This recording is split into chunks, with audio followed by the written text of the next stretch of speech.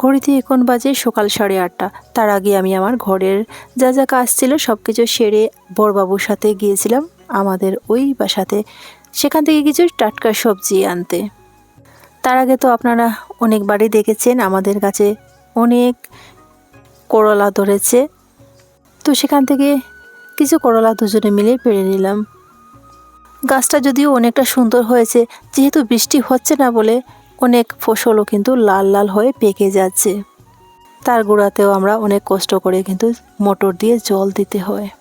সে যাই হোক, সবজি মধ্যে করলা তো পাড়া হয়ে গেছে, এখন গেছি লাউয়ের গাছের গোড়াতে। তো সেখানে গিয়ে দেখি এই যে একটা মস্ত বড় লাউ, আর এটাকে এক হাতে ওর ডাঁটাটা কেটে নিলাম, আর অন্য হাতে যেহেতু মোবাইল আমার কেটে এনে দেখলাম যে না, লাউটা এখনও কচি আছে।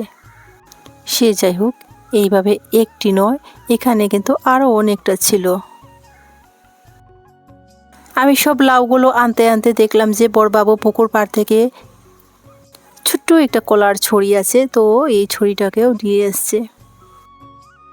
ওই কলাটা ছিল কাঁচকলা। এই যে দেখুন কাঁচকলা, সাথে কত লাউ পেয়েছি আমি। ওইগুলো হচ্ছে রাজমা বীজ। আর এই যে দেখুন আছে এখানে করলার। আসার সময় একটা পেয়ারা গাছে পেয়ারা দেখতে পেলাম, এটাও নিয়ে এসছি। ওই যে পাতা, আপনারা কি চেনেন? এটা তো সবাই রান্না করতে ব্যবহার করি। আর এই গাছ হয়তো অনেকেই চেনেন না, এটা হচ্ছে তেজপাতা গাছ। সেখান থেকে আমার প্রয়োজন মতো কিছু তেজপাতাও একটা ডাল ভেঙে নিলাম। গাছটা অনেকটা বড় হয়েছে জানেন। ছোট্ট একটা গাছ আমার বড়বাবু নার্সারি থেকে এনে লাগিয়েছিল। দেখতে দেখতে গাছটা অনেকটা বড় হয়েছে, আর এই পাতাগুলোর সেন্ট খুবই সুন্দর। শুকনো তেজপাতার থেকে কাঁচা তেজপাতা দিয়ে রান্না করে খেতে খুবই ভালো লাগে। এরপর দেখুন আমরা চলে গেছি পুকুরে।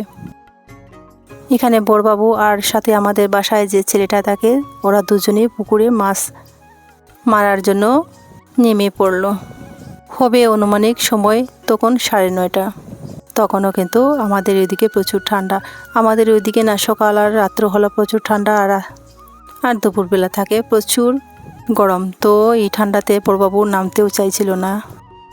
পুকুর পাড়ে ছোটো ছোটো পেয়ারা গাছে এত সুন্দর সুন্দর পেয়ারা ধরে আছে, দেখে তো লোভ আর সামলাতে পারিনি। এখান থেকে একটা পেয়ারা পেড়ে আমি খাচ্ছিলাম, আর পেয়ারাটা না খুবই মিষ্টি ছিল। এখন পেয়ারা খুবই ভালো লাগে বর্ষার থেকে, আর বর্ষার সময় পেয়ারা খেতে ভালো লাগে না, যেমন জল জল লাগে খেতে, তখন মিষ্টিটা কম হয়। ওই যে দেখুন দূরে বড়বাবু আর ওই ছেলেটা পুকুরের ঠিক মাঝখানে দেখা যাচ্ছে। আমি যেখানে দাঁড়িয়ে আছি ঠিক ওইখানেই ওই জালগুলো টেনে আনবে। দেখতে দেখতে দেখুন ওরা একদমই আমার কাছে এসে গেছে। দাঁড়ান, কি মাছ আজ জালে ধরা পড়লো দেখাচ্ছি আপনাদেরকে। জালটা টেনেই আমার বড়বাবু বলছে আজ হবে হয়তো খুব বড় একটা মাছ। জালটা টেনে আনতেই পারছে না, ভেতরে খুব হইচই করছে। সে যাই হোক, বড়বাবু ধীরে ধীরে জাল যত কাছে টেনে আনছেন ততই কিন্তু মাছটা চটপট চটপট এটার ভেতরে করছে। আর এই যে দেখুন মাছটা যখন কাছে আনা হয়েছে তখন দেখতে পেলাম যে মাছ কিন্তু ছোট নয়, বিশাল বড়ই ছিল। এখানে একটি নয়, অনেকগুলো মাছ ছিল। দেখুন, বলুন তো এখানে কি কি মাছ আছে? ঠিক আছে, আমি বলে দিচ্ছি। এখানে আছে কাতলা, আর আছে এখানে ভেটকি মাছ, আরও কি কি মাছ আছে। সবগুলো আমাদের লাগবে না বলে যেগুলো প্রয়োজন সেগুলোই রাখবে। তবে ওই কাতলা মাছের দিকে সবারই নজর গেছে। কাতলা মাছটা ছিল খুবই বড়। এখানে দেখা যাচ্ছে কাতলা মাছ আর ভেটকি মাছই বড় ছিল, বাদবাকি মাছগুলো ছোট ছিল বলে সেগুলো ফেলে দেওয়া হয়েছে, আর ভেটকি আর কাতলা মাছই নেওয়া হয়েছে। চট জলদি ওই একটা বস্তার ভেতরে ঢোকানো হয়েছে, নইলে কিন্তু মাছটা হয়তো পালিয়েও যেতে পারে পুকুরে। মাছ তো আমরা সবাই খাই, কিন্তু মাছ খাওয়ার থেকে না মাছ ধরা দেখতে ভীষণ ভালো লাগে। তাই আজ আমি বড়বাবুর সাথে মাছ ধরা দেখতে পুকুরে চলে এসেছি। আর আমি যেহেতু এখানে থাকিই না, সেজন্যই আমার সবসময় কিন্তু এখানে আসা হয়ই না। এখান থেকে আমার একজন খুব কাছের প্রিয় দিদিভাই প্রতিনিয়ত আমার ভিডিও দেখেন। উনি আমার পুকুরের মাছ খুবই পছন্দ করেন। তাই আজ আমি খুব তাড়াহুড়ো করে ঘরের কাজ সেরে বড়বাবুর সাথে চলে এসেছি। আর এই দিদিভাই যদি আমার ভিডিও দেখে নিশ্চয়ই বুঝতে পারবেন যে আজ আমি ওই দিদিভাইয়ের জন্য আজ পুকুরে গিয়েছি। আবারও আমার যেতে যেতে পেয়ারা গাছের দিকে নজর পড়ল, তো এখান থেকে আবার একটি পেয়ারাও পেড়ে নিলাম। যেহেতু পেয়ারাটা খেয়েছি সেজন্য আমার পেয়ারাটা খুবই মিষ্টি লেগেছে, তাই আমি আরও একটি আমার পছন্দ মতো পেড়ে নিলাম। এখন আমি বাসার দিকে রওনা হচ্ছি।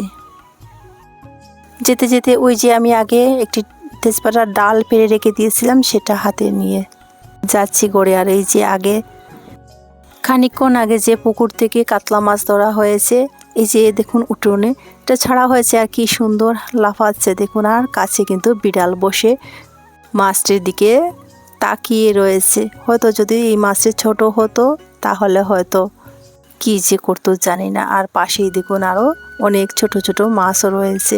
তো মাছগুলো যেহেতু অনেক ধুলোবালি লেগে কালারটা নষ্ট হয়ে যায়, সেই জন্য বড়বাবু একটু জল দিয়ে ধুয়ে পরিষ্কার করে নিচ্ছে। দেখুন দেখতে দেখুন কত সুন্দর মাছটা, প্রায় 3-3.5 কিলোর মতো ছিল বড়বাবু বলেছে। আবারও দেখুন বিল্লি রানী কত সুন্দর করে মাছের কাছেই বসে চুপটি করে মাছের দিকে তাকিয়ে রয়েছে। আবারও দেখুন মাছটা ঠিক আগের মতোই পুরো মাটি মাটি হয়ে গেছে। আর কতক্ষণ লাফাবে আর কতক্ষণ ওকে রাখবো। আমার হাতে ছিল পেয়ারা, আর পেয়ারাটাকে এই যে আমি সবগুলো এক জায়গায় জড়ো করে রেখে মাছের কাছে গিয়ে হাত দিয়ে তুলতে দেখি এক হাত দিয়ে মাছটা তোলাই যাচ্ছে না, অনেকটা ভারী। আমার যা চা আর রুটি বানিয়ে আমাকে খেতে দিয়েছিল। এই যে দেখুন তেজপাতা আবারও হাতে বেরিয়ে আসছে, কিন্তু এসে বড়বাবুর হাতে দিয়েছি। আর বড়বাবু সবগুলো সবজির সাথে মাছ বাইকের পিছন দিকে ভেজে নিচ্ছেন। আর আমি চলে গেছিলাম আবার আমাদের সবজি বাগানে। তো সেখানে অনেক ধরনের সবজির বীজ লাগানো হয়েছে। আর এখন তো বৃষ্টি হচ্ছে না বলে সব বীজগুলো এমনি এমনি আছে, মানে বীজ ফুটে চারা বেরোচ্ছে না। তাই আমি মোটর দিয়ে পুরো বাগানটা ভিজিয়ে দিয়েছি। এখন আর খুব তাড়াতাড়ি বীজগুলো ফুটে যাবে। এখন ঘড়িতে 10টা মতো বাজে, তো সে কারণে প্রচুর রোদ্দুর, আর রোদ্দুরগুলো মাথায় সহ্য হচ্ছে না বলে আমি আমার শাড়ির আঁচলটা মাথায় দিয়ে দিলাম। বাগান থেকে ফিরে আসার সময় একটা আমের গাছে কত মুকুল দেখুন। আর এই গাছটা যখন প্রথম নার্সারি থেকে এনে লাগানো হয়েছে, গাছটা ছিল খুবই ছোটো। প্রথম বছর আম ধরার পর সব আমগুলো মাটিতে ঝুলিয়ে পড়ে থাকতো।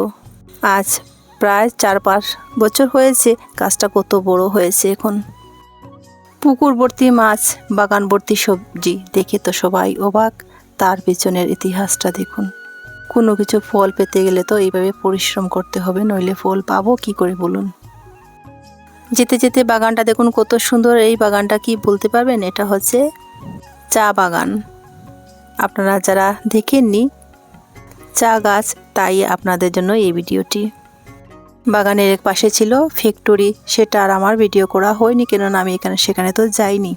ওই যে দেখুন সেই আগের মাছটি নিয়ে আমি কোথায় এসেছি জানেন? ওই মাছটি নিয়ে এসেছি আমার বড়বাবুর একমাত্র বোনের বাসাতে।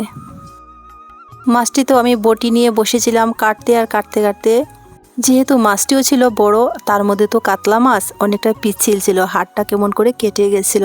তাই আমি আর কাটতে পারিনি, কেটেছি আমার ননদ। এরপর আর কোনো ভিডিও করিনি। আমার প্রচণ্ড ব্যথা আর ব্লাডও বেরিয়েছিল, সে কারণে মোবাইলটা অফ। আর সব কিছু সেরে ছান টান করে খাওয়ার শেষ মুহূর্ত একটু একটু করে দেবজিৎ ভিডিও করেছিল। এরপর হচ্ছে একদম খাওয়া দাওয়ার পর ওই হচ্ছে আমার একমাত্র ভাগ্নে আপনাদেরকে হাই বলছে। ওকে তো আপনারা সবাই চেনেন, আমার ছেলে আর হচ্ছে আমার নন্দাই, ওরা দুজনে বসে গল্প করছিল, তাই আপনাদেরকে একটু পরিচয় করে দিয়েছি। অনেক কিছু বলছিলাম, কিন্তু আমি মিউট করে দিয়েছি, কেননা সবাই তো কথা বলছে। আর ওই যে দেখুন আমার নন্দাই, আমরা যে খাওয়া দাওয়া করে বাসনগুলো মেজে রেখে দিয়েছি না, সেই বাসনগুলো এখন বাইরে থেকে নিয়ে আসছে ঘরে, আর আমাকে বলছে একটু ভিডিও করো, যাতে স্মৃতি হয়ে থাকবে। আসার সময় দেখুন আমার শাশুড়ি মা মানে ওর মার জন্য কি কি দিয়েছেন।